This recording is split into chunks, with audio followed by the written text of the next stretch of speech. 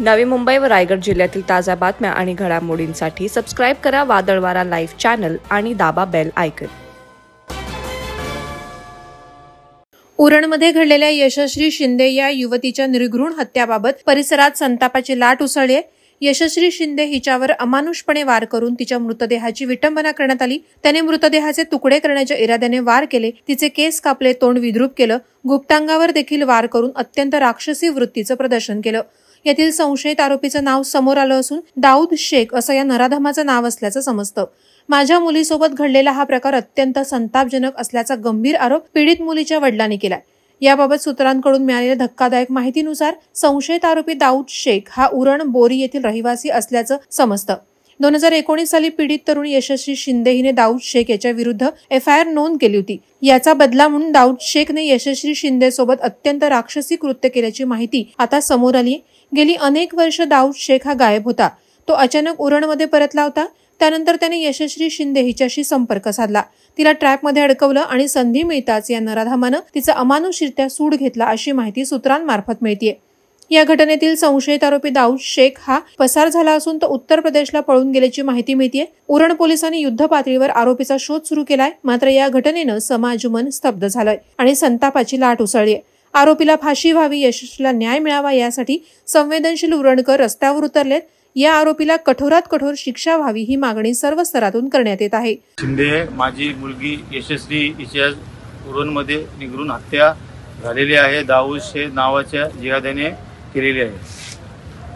मंडळी, आज आपण इथे उरणमध्ये उपस्थित आहोत। हे उरणचं हॉस्पिटल आहे, सरकारी हॉस्पिटल, आणि इथे मुलीची प्रोसिजर चालू आहे। तिची डेथ बॉडी आज सापडलेली आहे आपल्या यशस्वी शिंदे ताईची।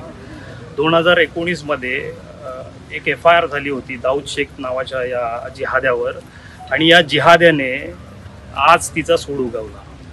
त्याने तिला किडनॅप केलं, फसवलं, षडयंत्र केलं, काय केलं ते पोलीस इन्व्हेस्टिगेशनमधून शोधतीलच। पण ह्या जिहाद्याने त्याचा बदला असा घेतला की ताईची केस कापली किंवा अन्य गुप्त अंगांवर त्याने प्रहार केलेला आहे। इतकी राक्षसी वृत्ती, म्हणजे राक्षस ही असे नव्हते। आणि दाऊद शेख नावाचा हा जिहादी इतके दिवस गायब होता, नंतर तो इकडे पुन्हा आला, त्यांनी षडयंत्र केलं आणि ताईला ट्रॅपमध्ये फसवलं, आणि आज तिची निर्गुण क्रूरतेने हत्या केलेली आहे। आज आपल्या मुलींचे तुकडे होत आहेत, उरणसारख्या ठिकाणी असेल किंवा अन्य कुठल्याही ठिकाणी। तर हे तुकडे होत असताना आपल्या मुली आपण तुकडे होण्यासाठी वाढवलेल्या आहेत का, जन्माला घातलेल्या आहेत का, आपल्या मुलींवर आपलं लक्ष आहे का, ह्या सर्व प्रश्नांचे उत्तर शोधण्यासाठी आपण कुठे ना कुठेतरी प्रबोधन करूच। पण मला म्हणायचं आहे की ह्या वडिलांचा चेहरा पहा तुम्ही, या ताईवर अन्याय झालेला आहे।